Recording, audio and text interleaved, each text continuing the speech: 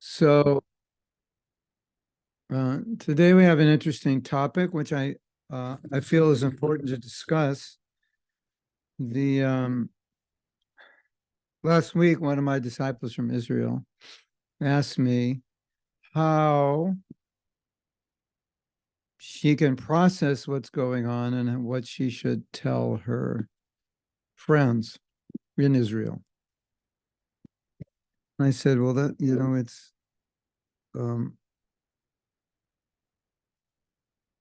you wanted to say something to pacify people, but um, the reality on the ground is obviously out of our control, and the realities that created the reality on the ground are against what we would ever recommend or teach.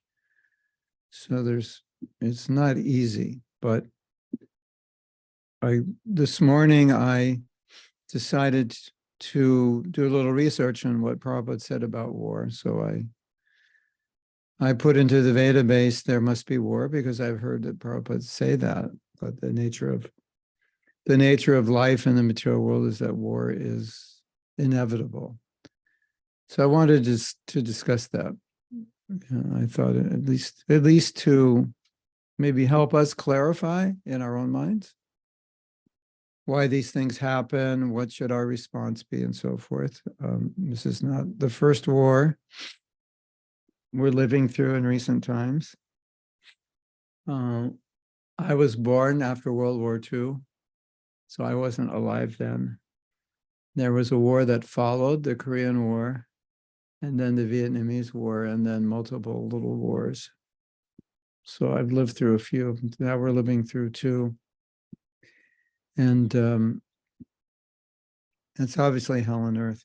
And before we read what Prabhupada said, I wanted to talk about something that I think is obvious, but it needs to be mentioned, that as followers of Srila Prabhupada, or really as followers, as disciples in general, there are sometimes things that our spiritual master, or specifically Srila Prabhupada, will say that might be difficult. Or maybe we know sometimes it's true, but it's just difficult to hear it. And Srila Prabhupada, as the Guru, did not find it difficult to speak the truth, but found it necessary. And so I want to begin maybe with a sort of disclaimer. Maybe that's not the right word, but just to preface that in my life, Prabhupada has said things that were difficult for me.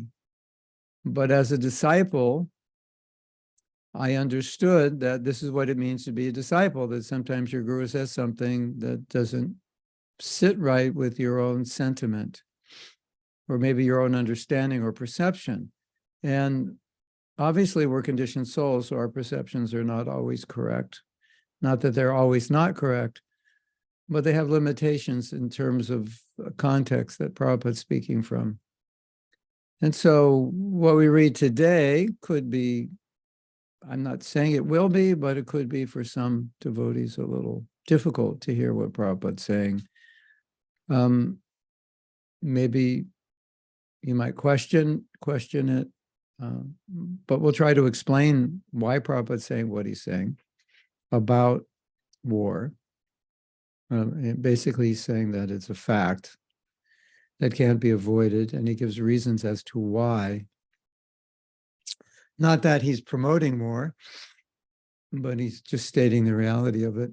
And so in my life as a devotee, I have seen periodically how occasionally Prabhupada would say something and some devotees just had a hard time with it.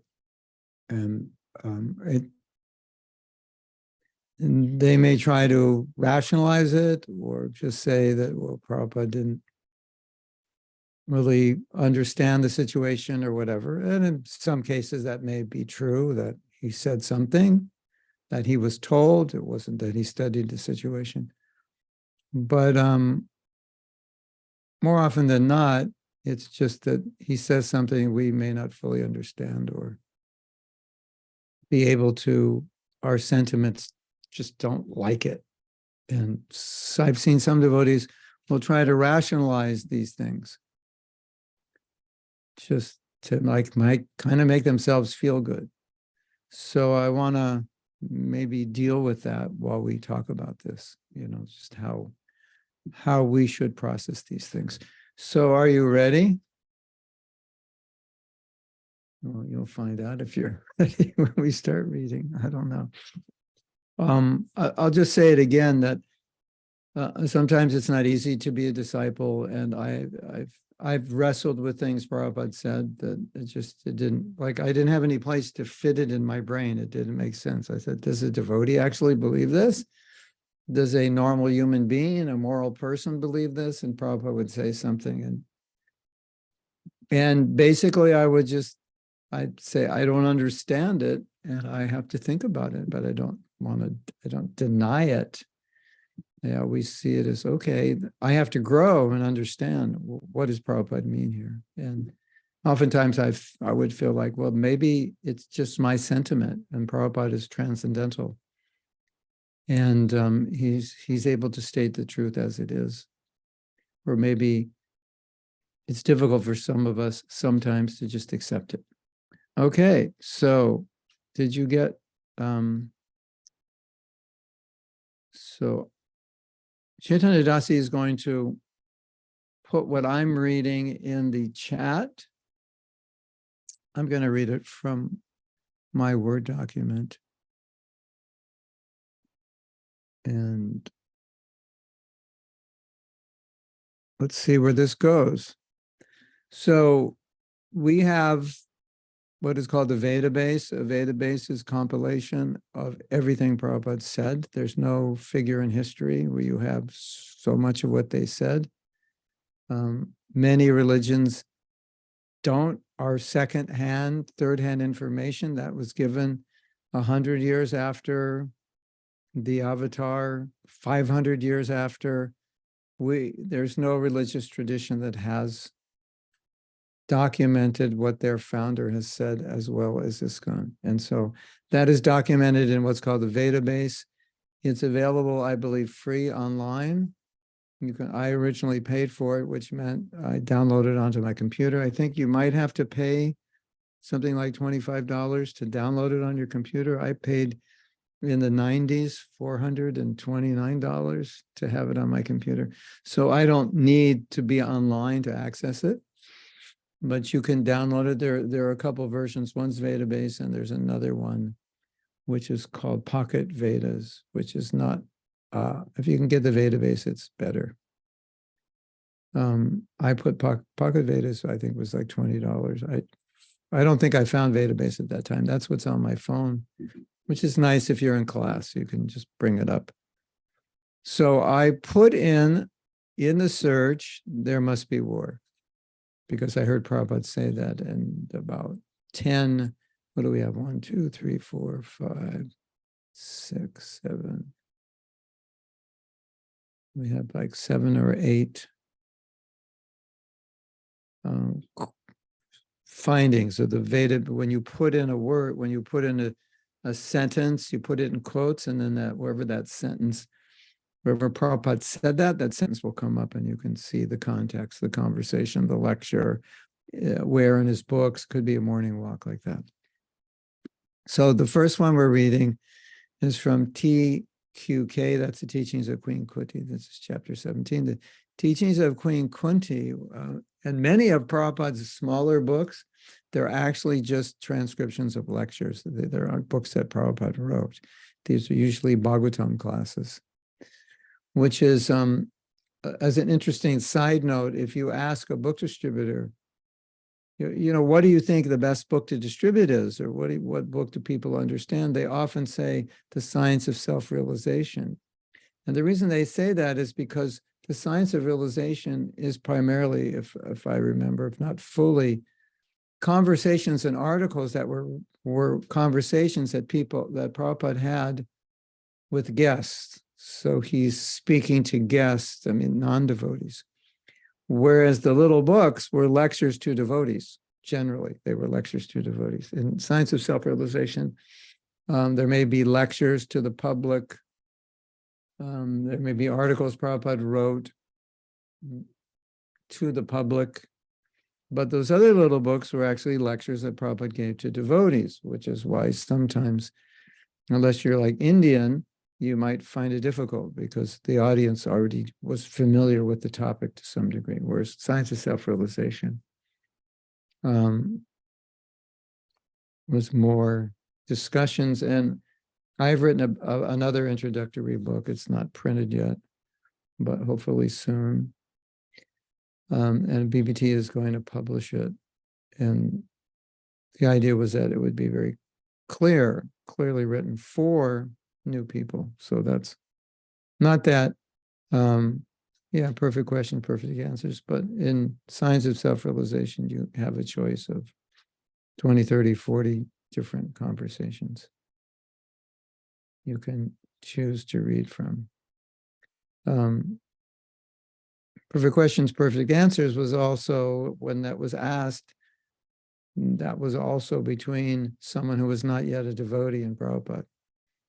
So I find it interesting, why so many books were published for mass distribution, which were lectures given to devotees. I find it interesting. Maybe Prabhupada wanted it, I don't know. He wanted nectar of instruction distributed in mass. We thought that was just for us. That was another one of those, difficult ones to understand. Anyway, that's the Veda base. So I do a lot of research into what Prabhupada said by searching a word or a phrase in the Veda base. If it's a phrase, you have to put it in quotes. If you don't put it in quotes, then the words just come up separately. They won't come up as a sentence. So that way,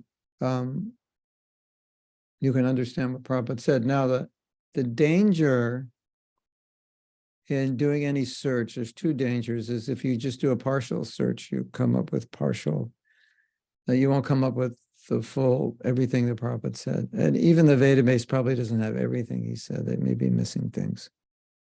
Not everything was recorded or documented. But if you're going to research something, you really need to research it well. Otherwise, you could misunderstand if Prabhupada said something, but you don't understand everything he said, or you don't understand the context. And then you have the problem of making assumptions, because we all make assumptions that he means this and he means that. So it's not an easy process. And historically speaking, in every religious tradition, there's always debate and disagreement and speculation about what was meant. And so that's inevitable. I was just listening yesterday, Rita Anandamar said something really funny. He said, there's been some controversy in ISKCON about the editing of Srila Prabhupada's books. And so if you go through different editions, you'll see that there were different edits made, like in Bhagavad Gita. There was an original edition published somewhere in the late 60s. And then 1972, ISKCON published its a complete edition. And then in 1983, there was an edited edition. I think that was the last edit. And there are differences in there. And now the BBT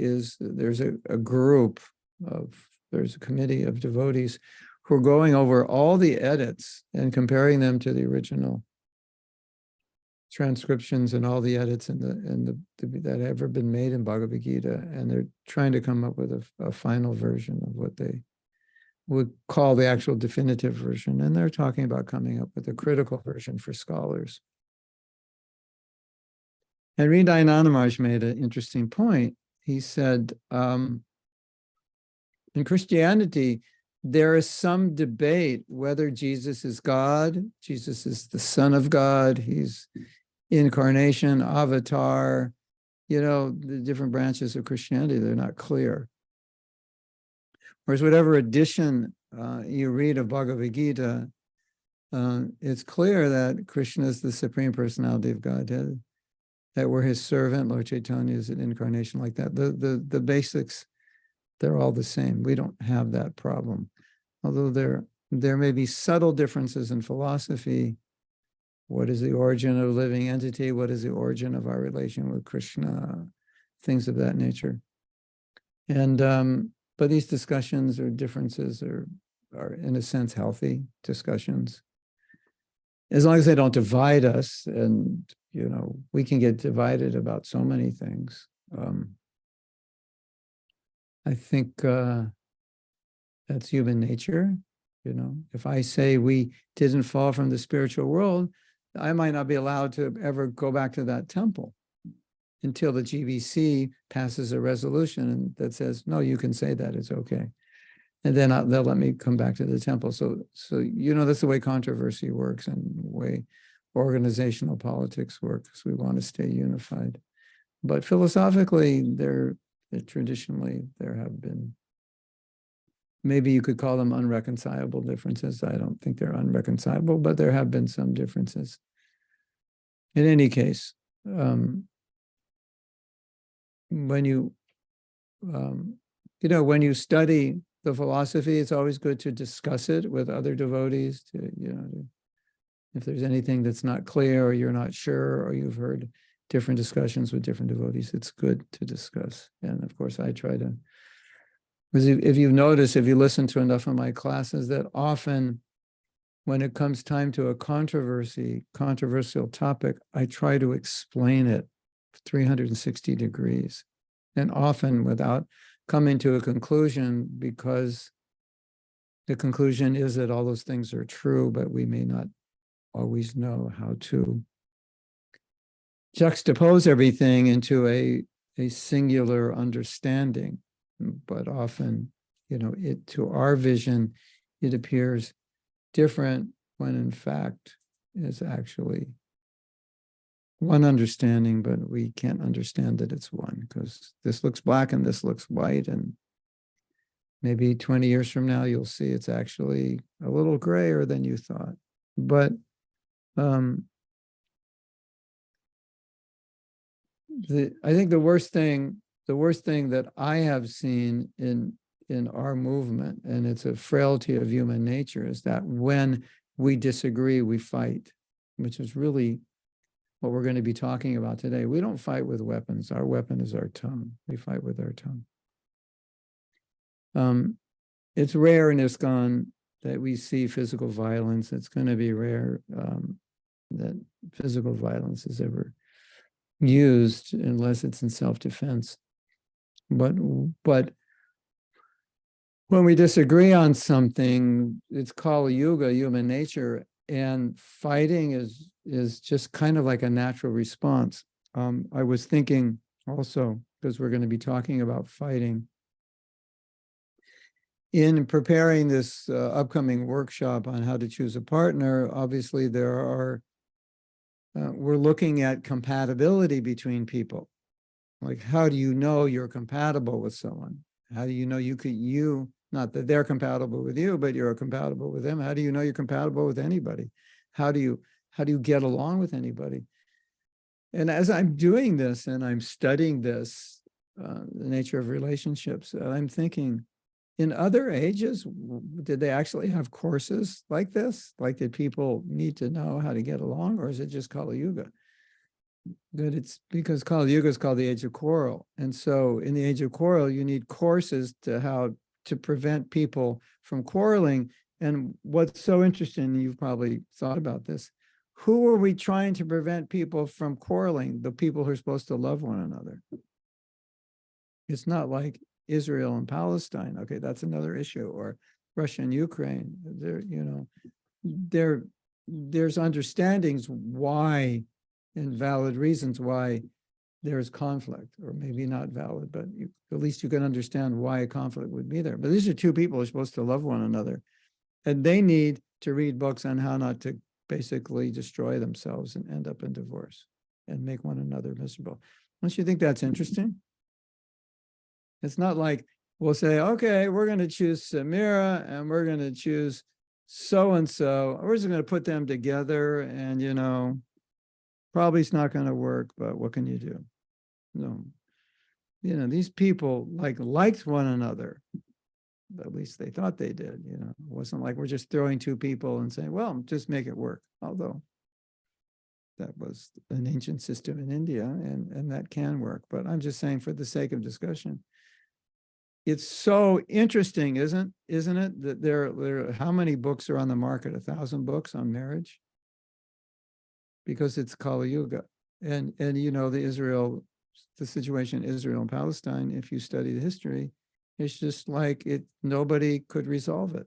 And people have tried to resolve it, and it almost got resolved in the 90s, but it didn't get resolved. And things were like getting better in that part of the world, and then this thing just happened. And so if such a challenge in Kali Yuga, it's the age of quarrel, obviously.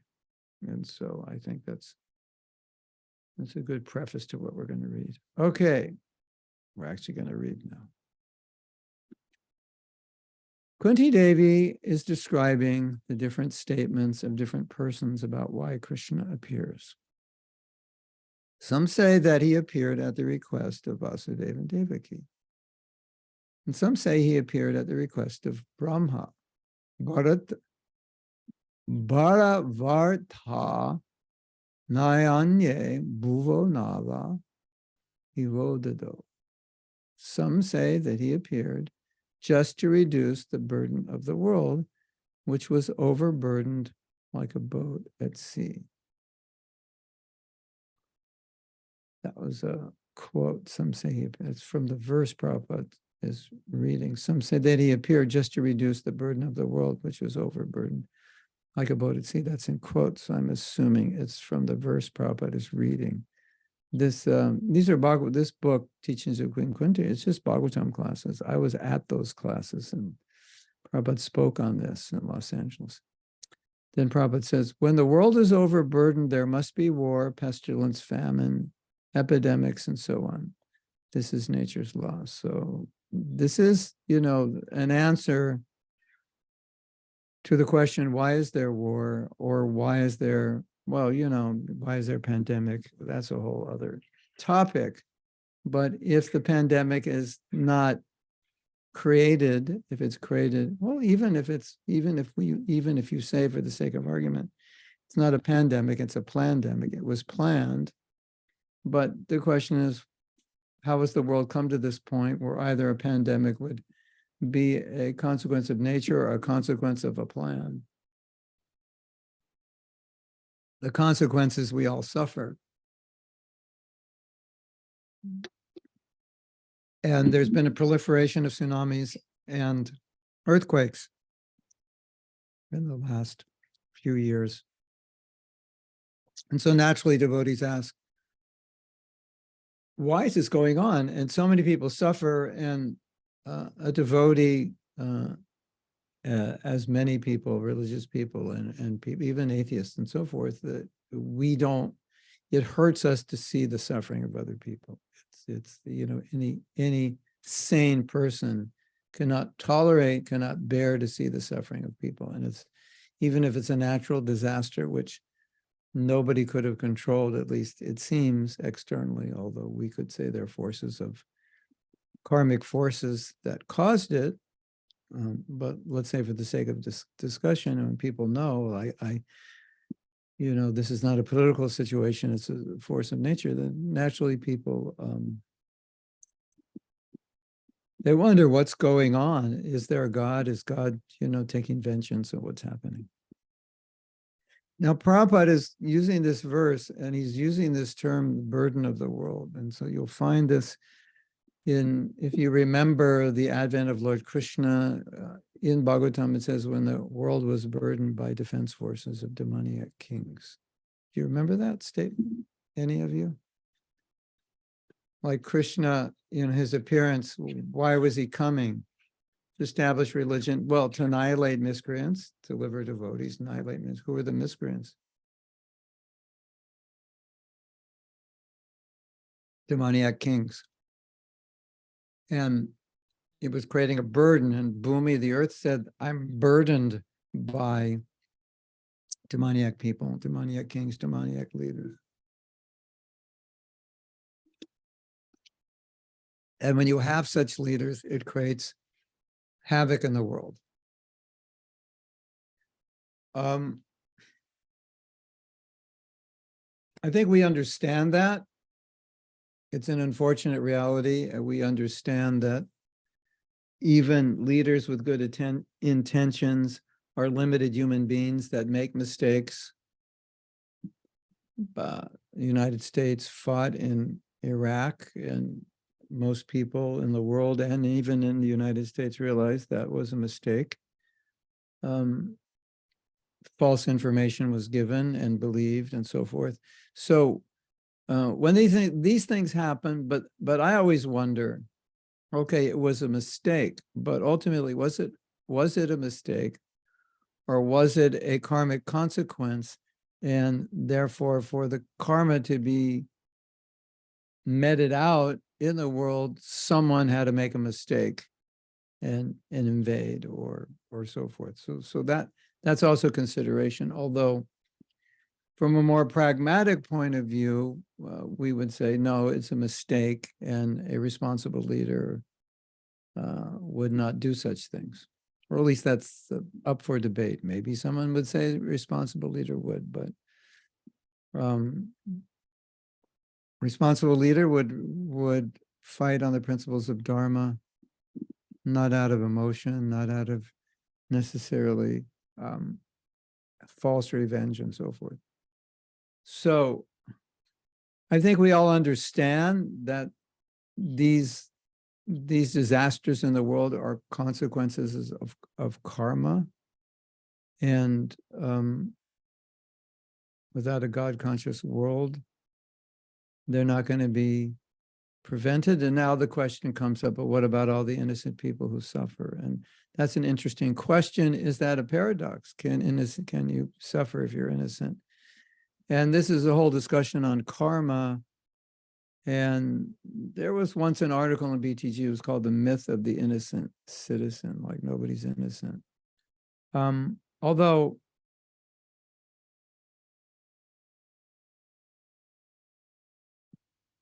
there's interesting phenomena, like for example, in your country, whatever your country is, if you live in a democratic country and your country goes to war and people in the world suffer, you're taking on some of that karma because you voted for that person. Well, you say, I didn't vote, but you're in you're part of a democratic society. You haven't left that country. So the democratic society, by their democratic process, votes for a leader. And if you're in that country, you have to accept that, even if so. It's worse if you voted for a leader who then commits atrocities. But we're in some way connected to the karma of a country if we live there and take advantage of its benefits. What speak if we vote for a leader who turns out to be a malicious person and does unjust acts. So why I say this is, when Prabhupada first came to America, they were protesting the Vietnam War. It had not ended yet. And they were asking Prabhupada about it. And that was the answer Prabhupada gave. He said, well, you voted for your president and your president went to war. So it's like, what can you say? But they say, well, I didn't vote for him. He said, but that's the democratic process which you've chosen. Now, you could say, I didn't choose it, but you're in a country that chose it. Okay, but whatever, you're a citizen in that country. There's some karmic connection there, right? Now, it does seem that the myth of the innocent citizen can be, in many cases, a myth. I think intuitively we understand that, children are innocent. Maybe they have karma from past life, but in this life, no, and defenseless people and so forth. So Prabhupada does talk about that. And he uses the phrase, maybe you read this, it's I believe in the first canto, where he talks about activities of leaders that cause suffering to innocent people. And he says something, I'm paraphrasing here, he said something like, which makes living impossible for the saner section. In other words, he's showing consequence of this leadership and how it's ill affecting people who themselves would never do what the leader did, would never commit the harm that on anyone. And so these people are peace-loving people, law-abiding citizens, and because of the actions of the leaders, they're forced to suffer. So when Prabhupada explained that, he didn't explain it as a consequence. He didn't explain it in the context of karma. But if you look at it in the context of karma, then if you put the dots together, demoniac leader, we suffer. Of course, you in the country, you voted for him. No, I didn't vote for him, but still you're in the country. But at the same time, there is this conception that if you read enough into Prabhupada's political philosophy, that leaders should protect people, etc., and ill leaders cause problems for citizens and so on. So to understand karmic consequences, it's pretty subtle because who knows the karma of every single person. And so it's easier just to say, well, whatever happens, it's their karma. They probably were terrorists in their last life and so on. But I don't think that's a correct way to look at it, and certainly not a compassionate way to look at it. And if we looked at it that way and publicly preached that, we might be the next object of terrorism, because that is kind of a savage way to look at it. But it's at the same time, I think it's safe to say that when a leader commits atrocious activities, people do suffer. Prabhupada talks about it, talks about how, Brahmins should act, leaders should act, protect the citizens, and so on. If there's a good leader, citizens are happy, they're protected. Lord Ramchandra, like his kingdom, you have the current situation in the world and the suffering of people. So there is another example of that, which I've quoted often, and I think for me, it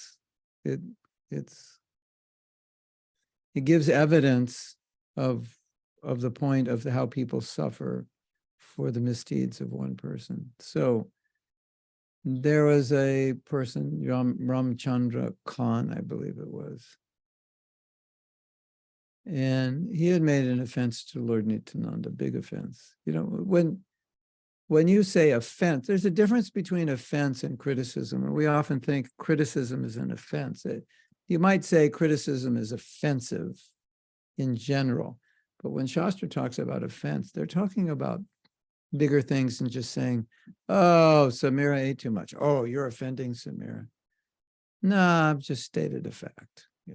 But you shouldn't say that. I know I shouldn't, but I did. So that's a criticism. But if I said Samira is a serial killer and she just killed someone yesterday, that's blasphemy. It's not true. And I'm doing that so every one of you will hate her and she'll be ousted from the Sangha of devotees because I'm envious of her. That's blasphemy. That's an offense. So it's not true. She didn't kill anybody. At least I don't know that she did. I think she's okay, right? You can still love her. She's very lovable, right? You just look at her, you can tell, right? So Ramchandra Khan committed this huge offense to Lord Nityananda, and his life was destroyed because of the consequence of that offense. If you offend, we're not just talking spiritually. Yeah. For us, yes, spiritually, if you offend, that it will destroy you. But it also destroys you materially. And there are verses like that in Shastra. When you offend, your duration of life, there's so many material things that you lose. Reputation, it's healthy. There's so many things you can lose by offense. So that's what happened to him. But interestingly, the whole village in which he lived was destroyed. Like everyone shared in that offense. Wow. Like everyone shared in that karma. So, Prabhupada is not he doesn't make a comment there. But if you read the story, it seems pretty clear. The context is that because of the sinful acts of one person, everyone in the village suffered. The village was just wiped out. You can read the story. It's in Chaitanya Charitamrita if you want details. But as I said, Prabhupada's not talking about karma directly and saying this definitely shows that but if you put the dots together, you'll see there is evidence that sometimes innocent people will suffer for the sin of another person, even just a person who lived in the neighborhood. And now everybody should. We know that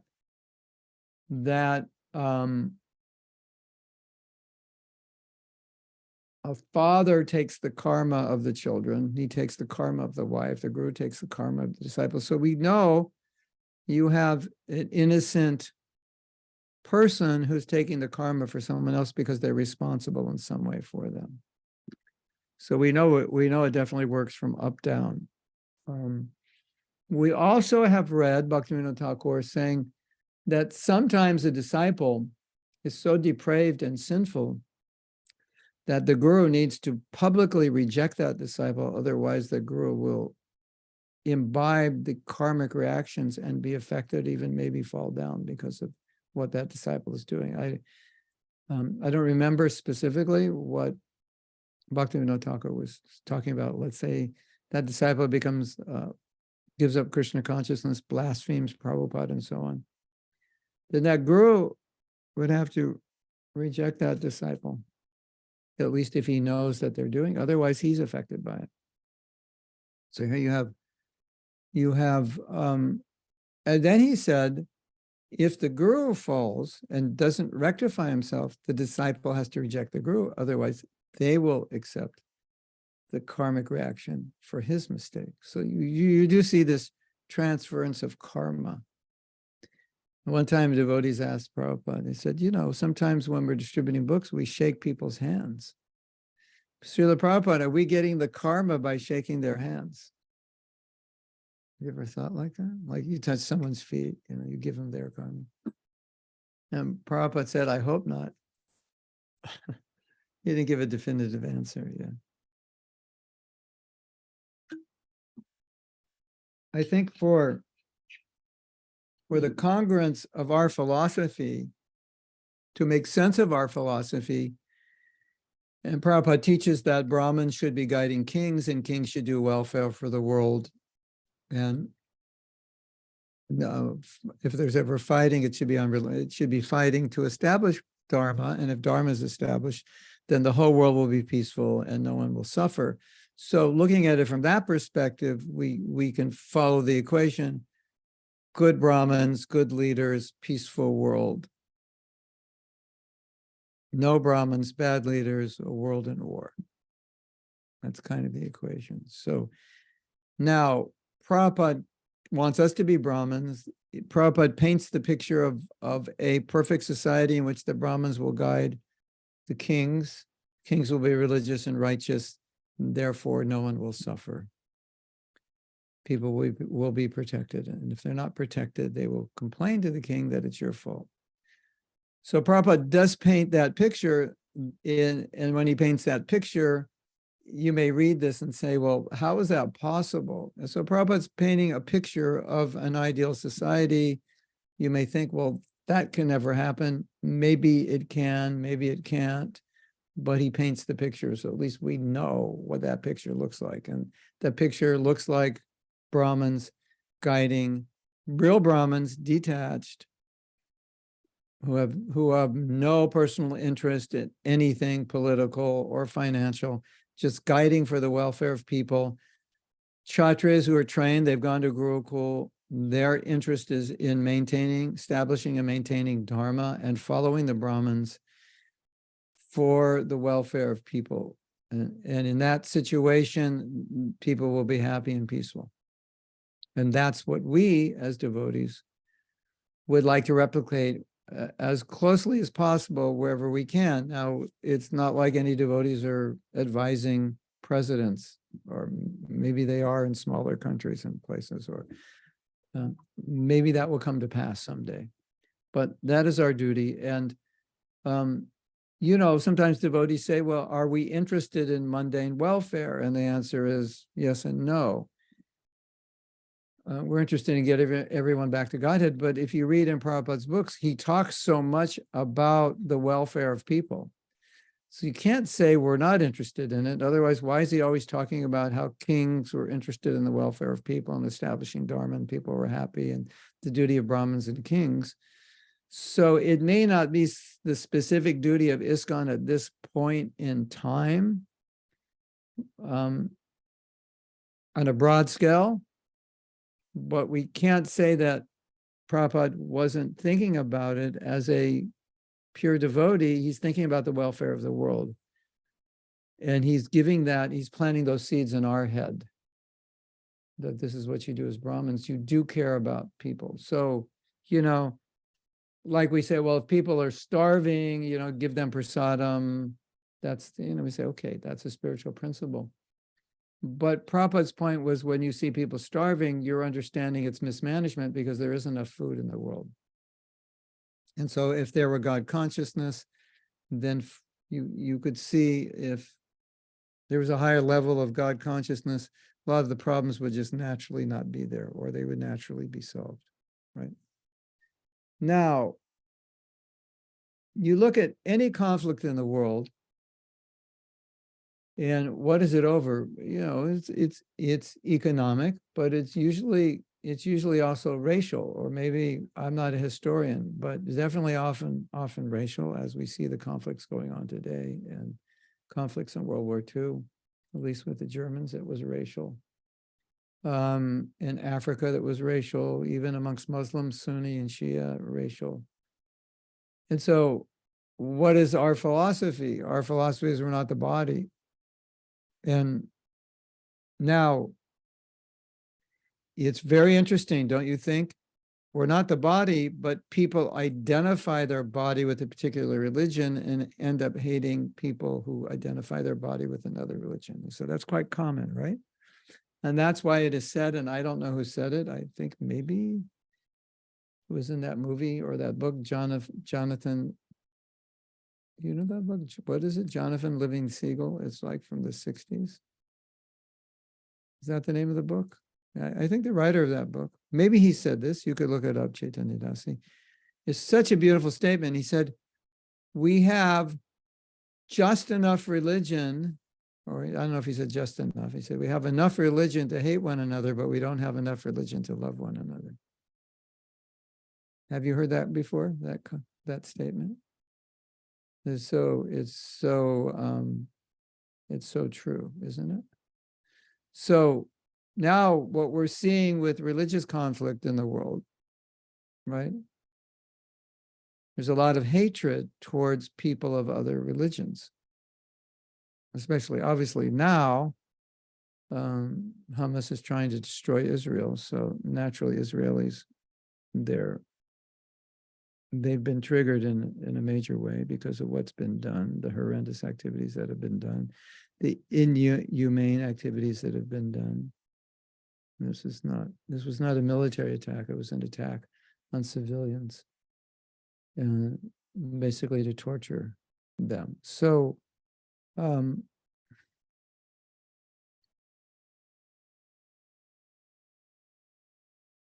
a Krishna conscious world, in theory, we would not identify my God as better than your God.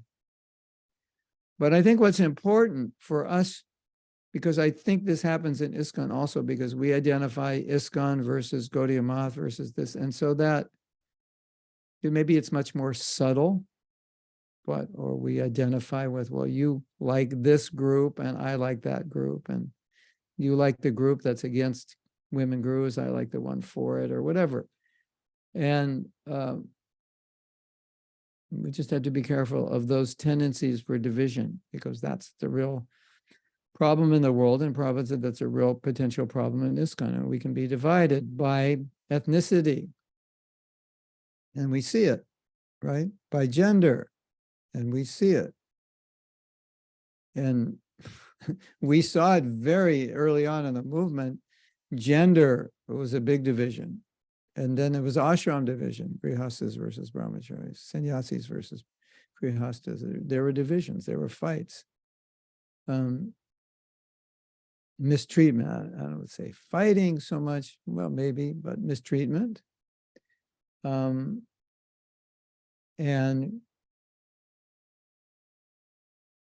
let's just say there was unnecessarily putting down. And Prabhupada was very concerned. So in theory, if the world is Krishna conscious, if we don't identify with the body, then we won't identify with the religion of the body. So now what's interesting, and I spoke about this, I think last week, in Mayapur, there is a Muslim community surrounding the temple. There's a lot of Muslims that live there. But those Muslims are converts. I don't know what generation was converted. I don't know what year they were converted. But their lifestyle is very similar to the lifestyle of Hindus. Their dress is similar. Muslims have beards, Hindus don't. Muslim women do not wear bindis like I have my bindi today. My bindi is getting smaller, so that's a good sign. But Hindu women wear that. Hindus will not kill cows. Muslims will,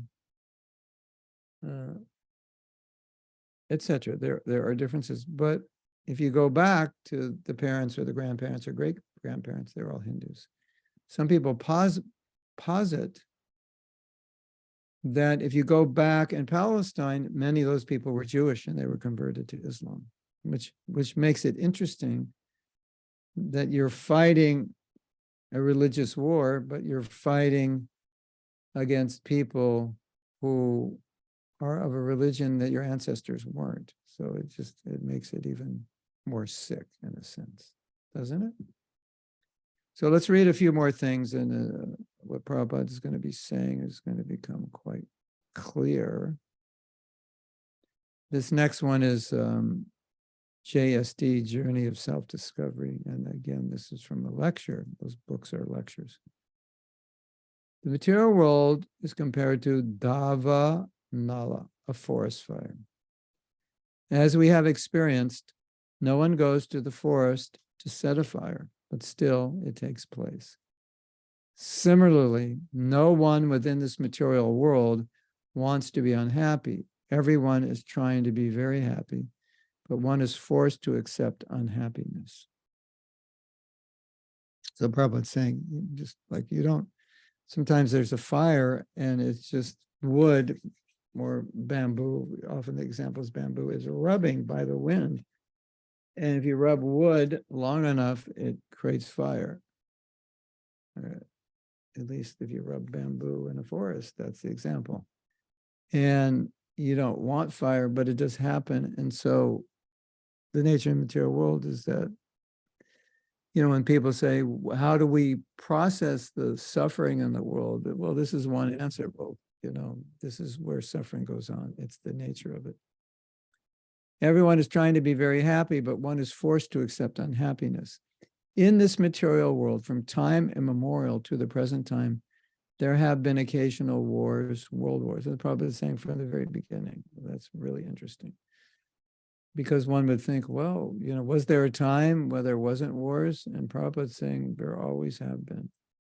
There have been occasional wars. I mean, look at Hiranyakashipu, Satya Yuga, you know. There's always someone around to create trouble.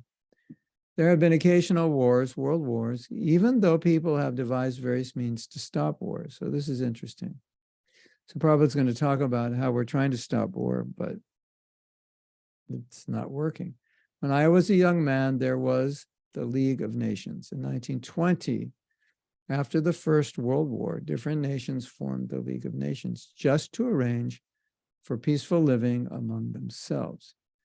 No one wanted war, but again, there was a forest fire, the Second World War. Now they have devised, this is, when it's the early 70s. Now they have devised the United Nations, but war is still going on.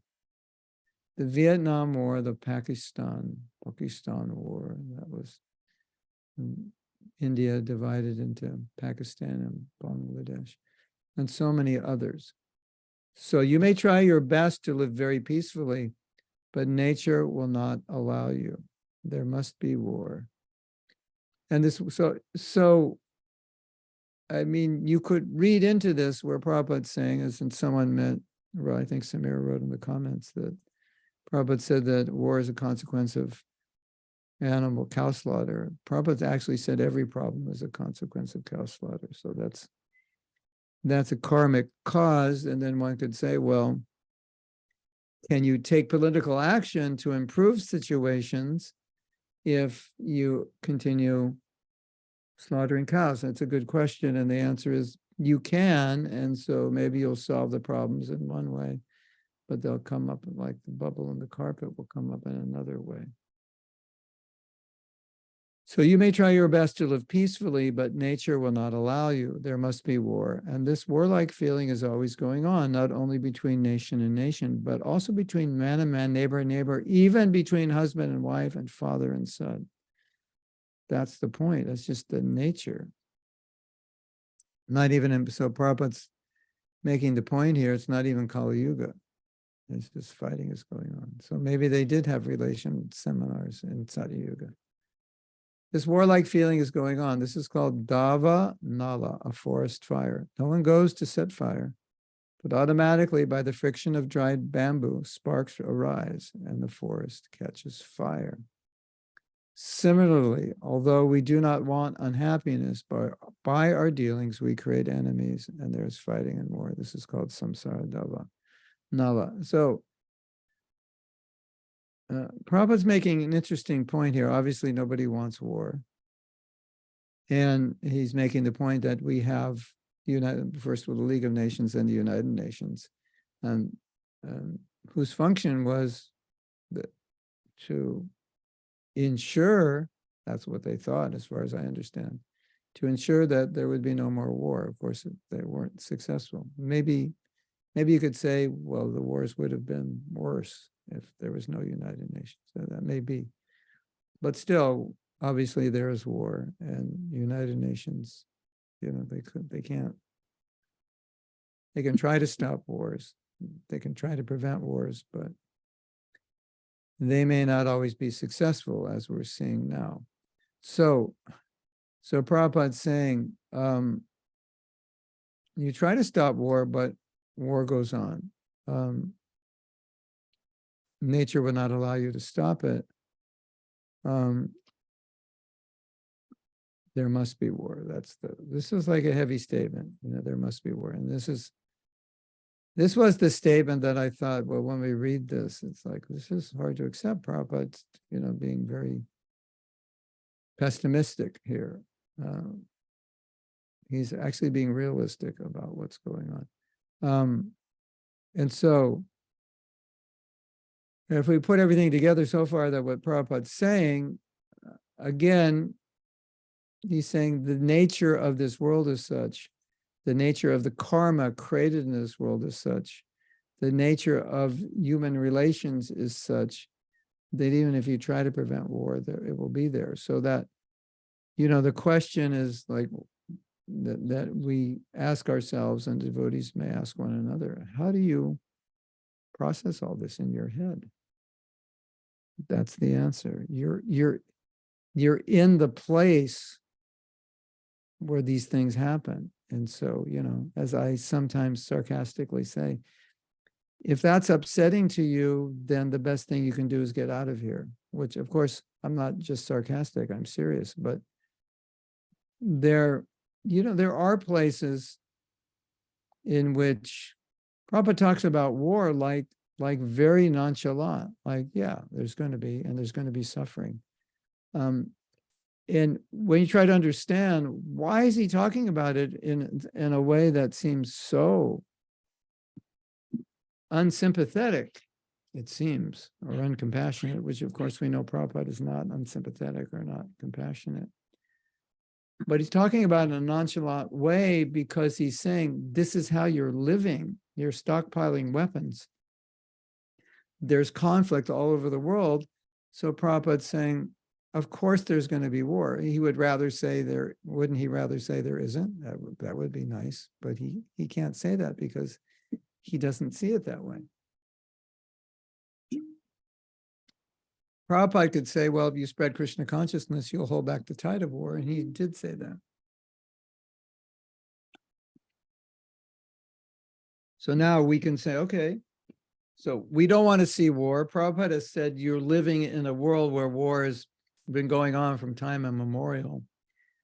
And whenever you think war is going to stop, there's a new one, right? And like Israel was not prepared because they didn't think Hamas was a problem. They thought they had kind of solved things so that they could peacefully coexist, although probably ignorant on their part. Well, not probably, obviously. But just when you think things are looking good, we solved this fire, put out that fire, there's going to be another fire, and that's the reality. So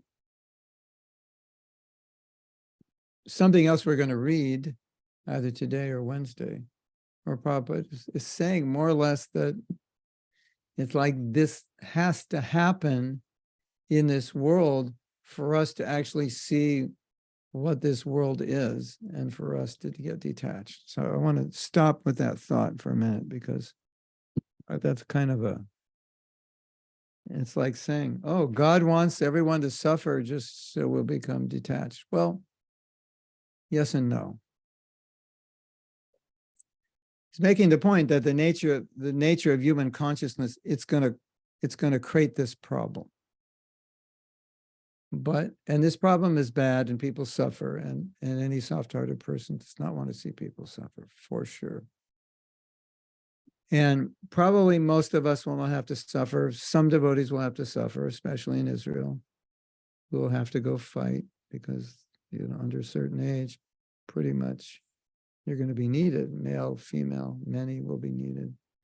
As we see in Russia and Ukraine, devotees have had to fight. But most of the world is just looking at it, thinking, what do we think about all of this? I mean, we know what we feel, but we don't. Devotees know what they feel, but they don't always know how to think about it, isn't it? Like, what do I think about? How do I know I feel, but how do I process it in my head? That's, and one of the things that I told Rati Kelly when she was asking is that it's very interesting that in the second chapter of the Gita, Krishna talks about don't be affected by duality. Heat, cold, happiness and distress, gain, loss, and so forth. Now, I want to put that in context. In a context I've never put it in before because it's like super interesting. Let's look at it this way. Rather than just reading those verses as present tense, okay, today could be hot, it could be cold, I have to tolerate, I could win or lose. Look at it, Krishna is telling you, this is the nature of the world, and you are going to run into loss, you're going to run into defeat, you're going to run into victory, you're going to run into success. You're going to run into great happiness. You're going to run into great distress. It's like Krishna saying, I want you to be, this is what's going to happen, and I want you to be ready for it. So just hold that thought there. So now, if we understand those verses in that way, and there are many verses like that in the Gita, that Krishna is just preparing us for what's ahead, right? It's like, okay, the road's going to be rough in 5 miles. There's going to be potholes and there's going to be security guards and it's supposed to be, the road is frozen up there. So, you get the chains on your car and, make sure you have your passports and don't say the wrong thing to the security guard because they might, shoot you. And like, okay, I'm getting you ready what to do, right? That's what Krishna is doing. He's getting us ready. Like, this is going to happen to you. And I want to get you ready to teach you how, if you focus on me and focus your bhakti on me, you can become free from duality. And really, you have to work on it through practice of tolerance. Like, practice it now because you're going to need it in the future, right? So if we accept that that's what Krishna is teaching, then when these disasters happen, whether it's war or earthquake or tsunami, and we know somebody or we know devotees in the region, and we say, what am I supposed to think? We can fall back and say, well, Krishna told you it was going to happen and he gave you time to prepare. Are you ready? Of course, one might say, how can you ever get ready for this where loved ones are being slaughtered? It's like, maybe you can't. Maybe it's impossible. But we as devotees have to deal with it in our mind, how to make sense of it. If you're not a devotee, or if you're an atheist, you just, well, it just proves there's no God. You don't have to, that's the sense, you've made sense of it. It's a random world and they're evil people. If you believe in Krishna, you have to try to make more sense of it. And if we take what Krishna's saying and we take what Prabhupada's saying, basically they're both saying the same thing. Disaster is going to happen. It's just not a question of if it's going to happen. This is the history. There is war in the world. And are you going to be prepared for it or not? And I'm trying to prepare you for it through my instructions. Prabhupada didn't say that, but indirectly, that's what he means. Through my instructions, I'm preparing you for this. So sometimes, and this is also a little heavy to accept, sometimes a devotee would come to Prabhupada and maybe they'd have a child that was critically ill and didn't have long to live, and they wanted to get some solace from Prabhupada. Or when Prabhupada was in his last days and devotees were lamenting and hoping Prabhupada would live longer. And Prabhupada, true to form, you could say, was speaking the truth. And kind of speaking in a way in which you would feel he was saying, without saying it, although sometimes he did say it, like, why are you lamenting? Have you not understood anything I've taught you? And that's, that's heavy. No, my daughter's dying. Why are you lamenting? Because we would say, I'm so sorry. What can I do for you? Not that we shouldn't. But Prabhupada, as the guru, wanted to give the highest help he could give because, being sympathetic might pacify her momentarily. He wanted to give knowledge. Well, he was already giving. He wanted to remind her of the knowledge which would ultimately get her through the difficulty and the knowledge and not the body. And so sometimes Prabhupada's response to these kinds of difficulties was something like, don't you understand anything I've taught you? Have you not understood you're not the body? Because sometimes when we ask these questions, it reveals like we're bewildered. And Prabhupada is like, why are you bewildered? I've taught you all these things. We know why we're bewildered, because some of these things can be overwhelming for sure. There's no question. If you get news now, your mother just died, your father died, your husband, your wife, your sister, your brother, your child that just died in a car accident. Obviously overwhelming. But Krishna's instructions, Prabhupada's instructions, if we see them as they're telling us, get ready, something's going to happen. It could also be something good. And I want to talk about this also. It's not just bad. They're saying, get ready. It could be good, and that could also harm you. So hold that thought for a second, because I'll get to it. But they're also saying that you're in, just really what they're saying is try to understand you're in a world where disaster, where there's danger at every step, disaster could happen at any moment. Now, what Hamas is trying to do, is, according to some thinkers, is they're trying to create havoc all over the world, and they want to infiltrate countries all over the world, and just like one day create terrorism everywhere. So that's the world we live in now. If it's not Hamas, it's another terrorist organization. And as we know, these things happen. Now in America, we have our own terrorists who are just young people who have mental problems, who are killing innocent students in schools. So it's like, wherever you turn your head, something is going on, or it's a plane crash, or it's a big accident, or a bridge falls down, or nature strikes, tsunami, hurricane, cyclone, all these things. We're all old enough to have seen many of them, at least on the news. And so, sometimes we think, why are these things happening? It's not fair. Doesn't Krishna love us? But the answer is, we live in a place where these things happen. And when you live in a world where Krishna is giving everyone independence, and they're not God conscious, and they're motivated by passion and especially ignorance, this is what happens. So, rather than think, why is it happening? I think we can understand it's the nature of the world we live in. I mean, there's various reasons we're discussing why it's happening. But Prabhupada's saying it's the nature from time immemorial that there will be war and pestilence, and these are karmic reactions. So we're living in that environment. So what are we supposed to do as devotees? Well, Krishna is saying, don't be affected. And as I said, let's look at it as our life, our practice in Krishna consciousness is a practice to not be affected. The last thing I want to say about this particular topic, and I've said this before, and it's so interesting.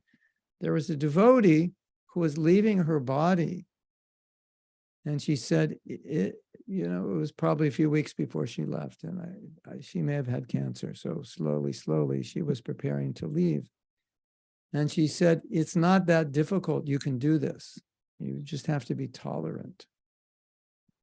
And so she said something that just went really deep. And she said, practice tolerance. So at the time of death, you'll know how to do this. It won't be practice tolerance, so you'll be able to do this.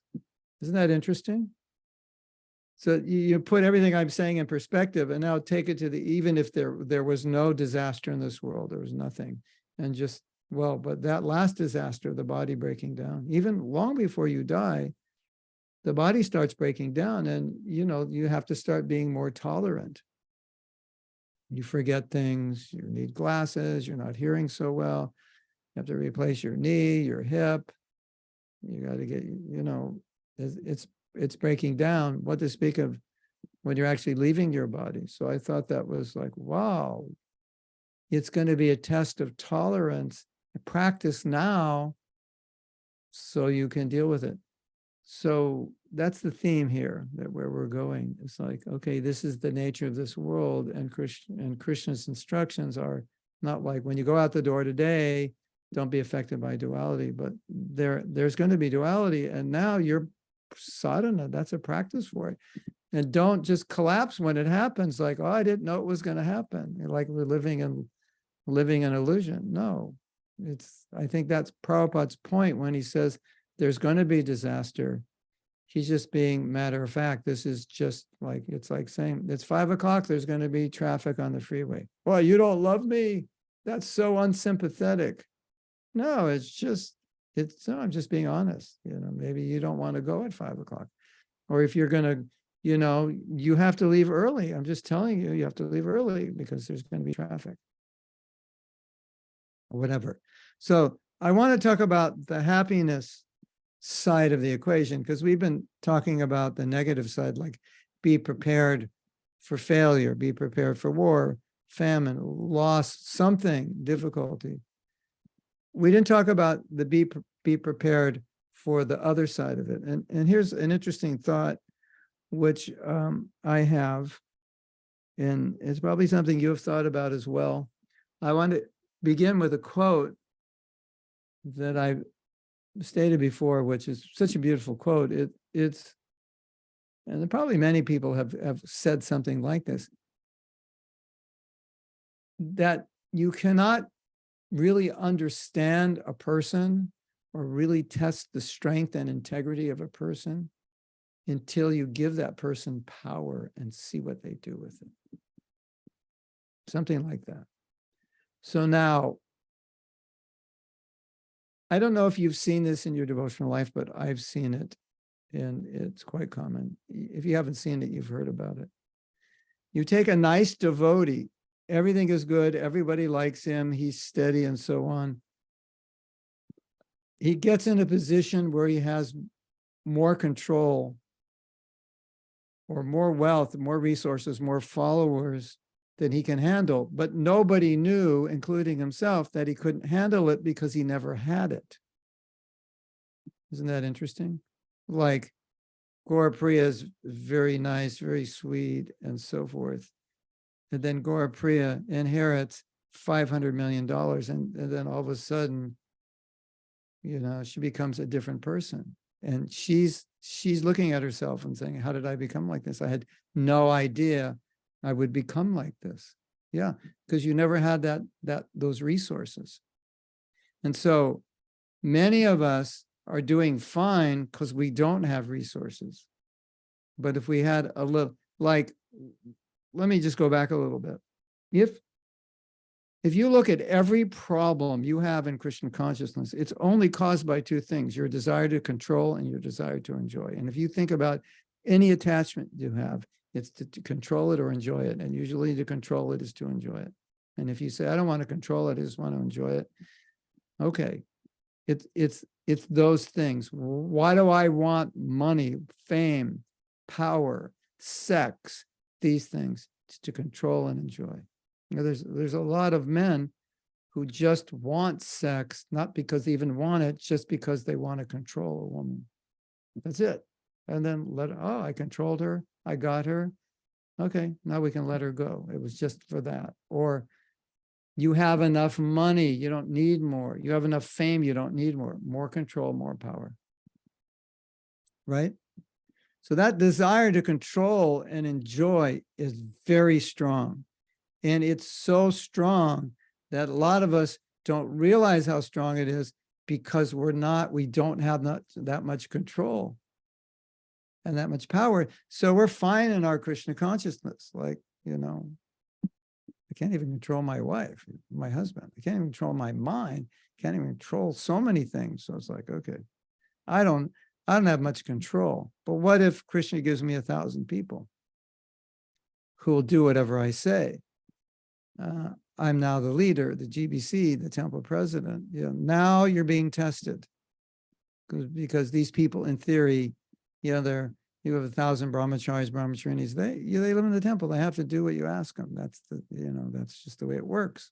Oh, okay, that's a little dangerous.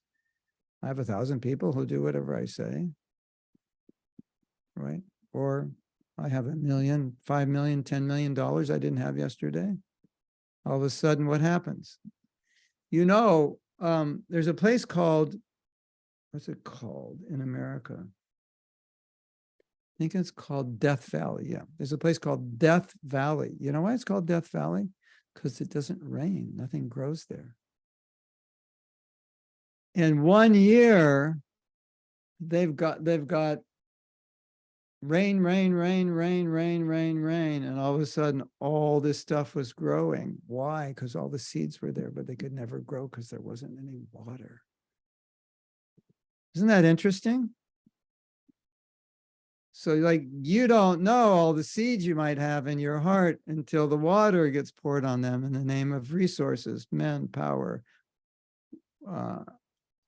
prestige, and so forth. Isn't that interesting?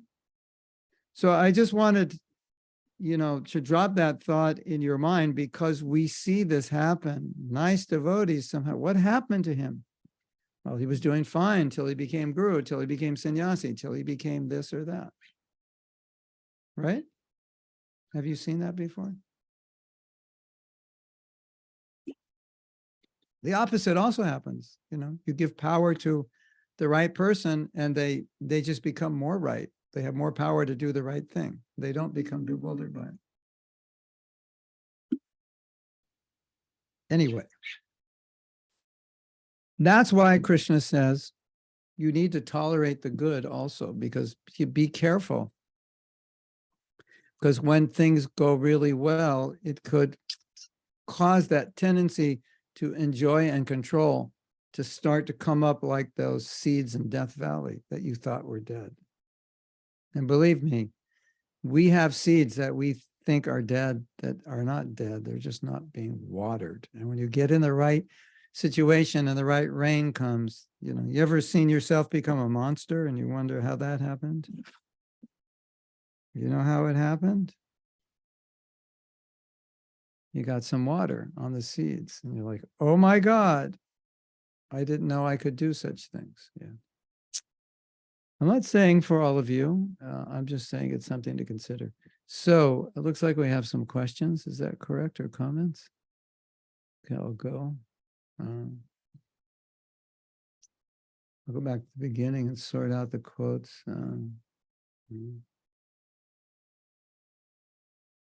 Yeah, Cora Priest said she needs this class because she was like in a beautiful park and feeling guilty about what was going on. Yeah, I think that I think it's a reality for many of us, and one of the things we can take away, which we know, is that these problems will continue until the world becomes more Krishna conscious. So every person you can help become Krishna conscious can potentially help someone else who can potentially help someone else. And when there's a groundswell, things can change. Yeah, Scarlett had to leave. Yeah, so Scarlett knows. A lot of the devotees obviously know now. We're from Ukraine and Russia.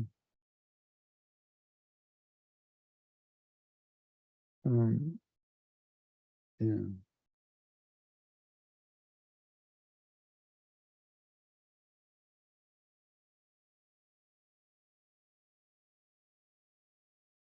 So Radharani says nothing happens without Krishna's approval. Oftentimes Krishna approval is not, I would say his sanction, not his approval. Because approval means, in English, approval would mean, yeah, this is what I want. Where sanction is like, yeah, go do it if you want. I'll let you do it. Doesn't mean I approve. So Krishna gives us his sanction to do whatever we want. But, if you want to know what he wants you to do, you just read Bhagavad Gita. So I think sanction might be a better word.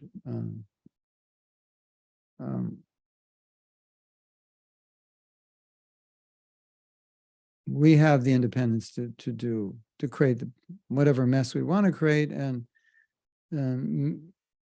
just take one very deranged person, they can create havoc for millions of people.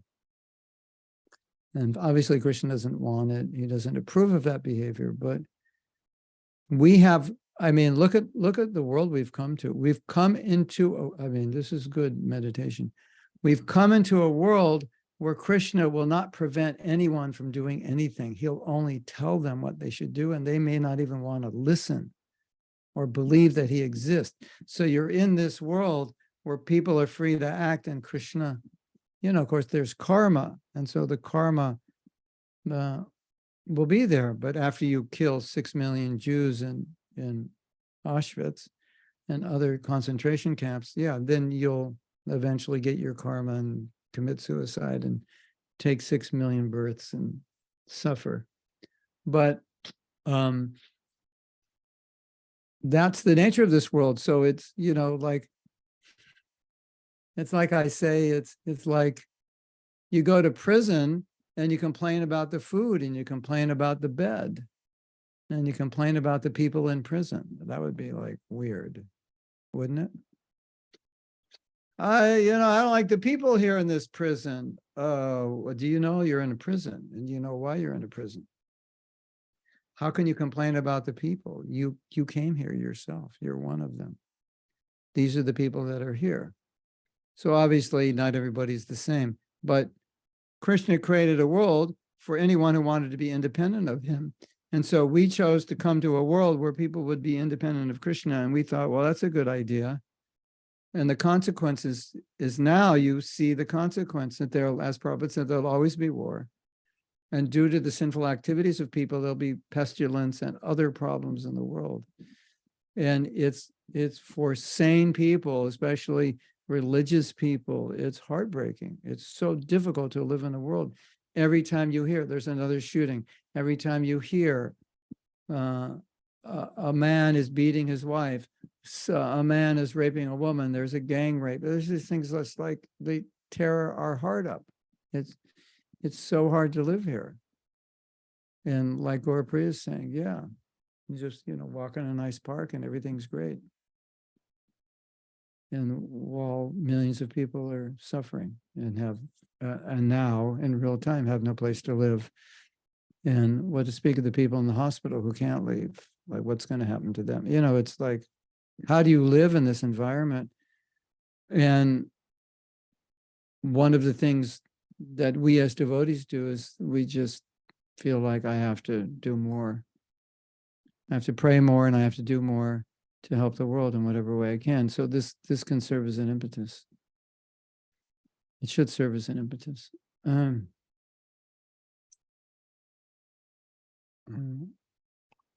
Sangita was saying the burden by the defense force of demoniac kings is from the beginning of Krishna book. Samira said, the cause of the war is because of all the slaughterhouses meters long. Yeah, there's political causes, and then there are deeper karmic causes.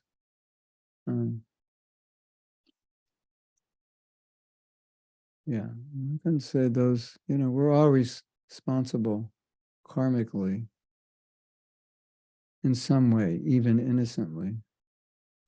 How does this principle apply to our local ISKCON communities? What if we are part of a yatra in which devotees are offensive to other devotees in the community, or even offensive towards highly advanced devotees? What can we do about it? Send me a message and I'll tell you. Or you have to send me a message with more details. Well, there's, I'd have to know the details. In general, maybe general answer is we should, it's where devotees are being mistreated, we can't sit by and do nothing, because then we are now implicated because we saw it. And you might say, I can't do anything. If you can't do anything, then what can you do? But if you can do something, or at least try to do something, at least you could console the devotees who've been offended. At least that much you could do, right? But I think it's our duty. What's happening in ISKCON, we could give a whole other class about this. And what's happening in some places in ISKCON is things are going really, really well. And nobody has any complaints, because when things are, being done by capable leaders and mature devotees, then things just go well. But there are places or situations, even globally with the GBC, where devotees are not satisfied and they feel it's their duty to speak about it, because if they don't speak about it, perhaps it will just continue. And the problems will not be solved. And so, the reality is people are busy and people are trying to maintain our movement, but sometimes you just have to squeak a bit and squeak every day until you're heard. And if you're not, squeak to the next rank above you and keep squeaking. And sometimes even the GBC squeak and they're not heard. It's a reality. It's a bureaucratic reality. Sometimes even the people in power are not heard. So that's, if you want more info on that, I need more details. Okay. So here's the quote: we have just enough religion to make us hate, but not enough to make us love one another. That's Jonathan Swift. And that book was called Jonathan Livingston Seagull. Is that it? Or Livingston Seagull? Livingston Seagull. It was made into a movie. Radhapriya says, I've seen in ISKCON that some people believe they're better than others because of the guru that they have. Yeah, I was in discussion with some devotees. I don't know if we talked about this. And some devotees feel we'd be much better whenever you introduce yourself or just don't mention the name of your guru, because it kind of can become like a false ego thing. And you might say, well, my Prime Minister might say, oh, yeah, my guru is Gopal Krishna Maharaj. And then someone else may think, oh, I feel bad for you. But she might be saying it in like proud because he's got like 30,000 gurus. You know, it's like that's a prestigious thing to have one of the, you know, the almost, he was like the second generation of gurus, maybe 1979 or 80. But someone else may think, oh, I don't like him at all. So you never know. But the point was, it's like some people felt, like you said, there's a prestige thing about it, and there's a division thing about it. It's like creates division, like we're different. You have this guru, I have this guru, so we're different. There's already enough things to create division. Maybe that's one more we don't need. Unlearn and detach all forms with Maya and learn to love in Krishna consciousness is the process for all. Yeah. At least to be aware of that. It's like we're saying, you know, when the rain falls, the seeds come up. Well, this is also a kind of rain that falls. When you see division, sometimes the seeds of division come up. Well, you know, they're Indians and that's how they do things in India, you know. Yeah, they're Westerners. They're just militias. That's how they do things. You know, you can like, where's the end to that, right? So what's the point? Question. The Hare Krishnas do a lot of seva and count protection. Will that help? Yeah, counteract the frequencies of war. Everything we do will help. So we could safely say, because Prabhupada said it, what we're seeing in the world today is a lot less than what it would have, a lot less problematic than what it would have been if Hare Krishna movement is not here. The best tool in KY? What is KY? How come I don't know what KY is? Spreading misinformation. Anyway.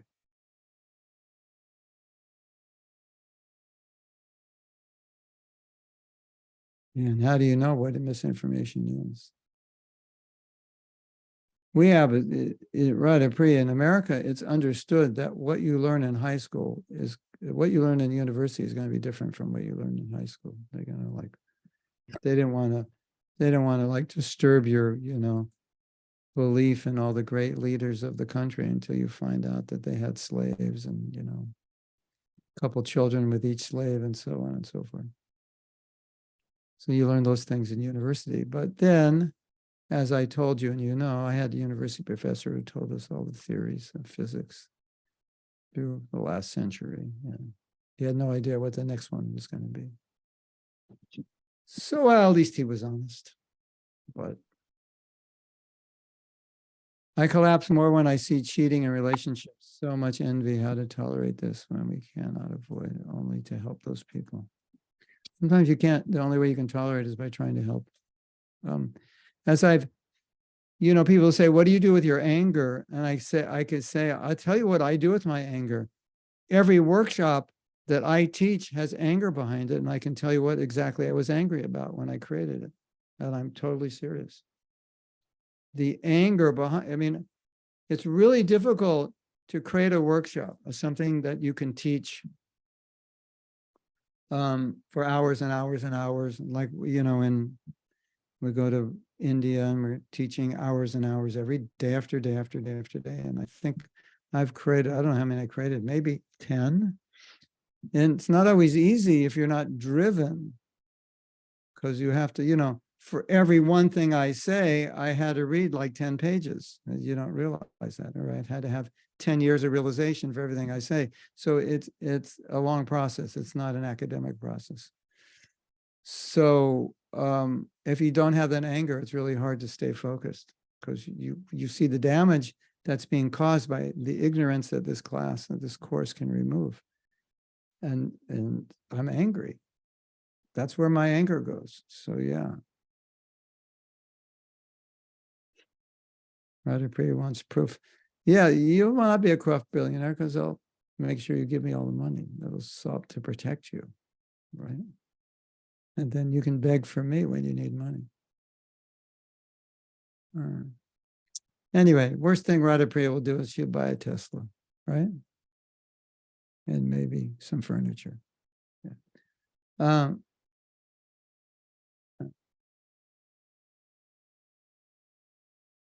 Hare Krishna. Thank you, Madhuri Bhakti. She liked this class. Yeah, this is an important topic, because these questions go through our head.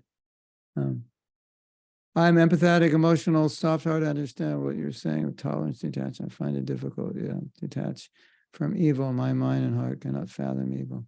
Would you say this is a form of suffering karmically to be this way? Yeah, but you could deal with it. It's just a call, like, this is very interesting. Like, we should probably talk about this tomorrow. This is very interesting, because you want to be detached, but you don't want to be indifferent. And so there's a kind of detachment that's indifferent, and there's a kind of detachment that's concerned. And sometimes like policemen, like Sydney, like policemen are taught not to be emotional because they can't do their job if they get too emotional. Because maybe they'll feel bad about the consequences to the family of the killer, and they don't really want to arrest him because they really need a husband and he was just in a bad mood, but they have to do it. So you can't allow your emotions to get in the way. So the detachment is necessary so that our emotions don't derail us from doing what we should do and thinking the way we should feel. So, you can look at detachment that way. Okay, this is how I am, and I feel very sensitive, like we all do. You were saying it's just your nature. You really feel it intensely. But if you can use it, that's good. And if you can't, you have to detach from it in some way, if it's possible, so that you're able to do the best thing.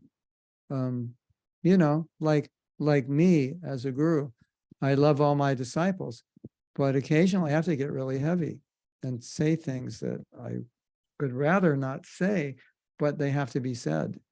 Otherwise, the student doesn't understand. It's not always easy to understand. So there's now I have this very sympathetic, loving relationship with this person, which now I have to detach from, because I'm going to have to say something that it's going to be more difficult for me to say.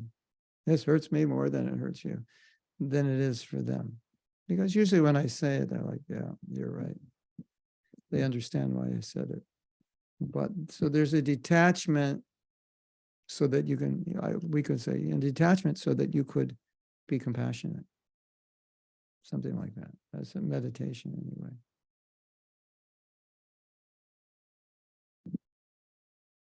Yeah.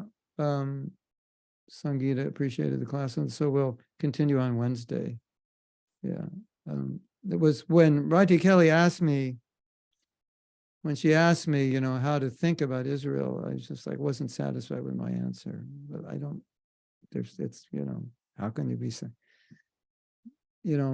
a massacre, what can you say?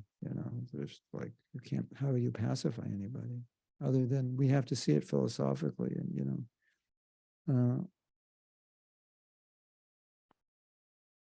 right, can you save these questions, especially Radhapriya's?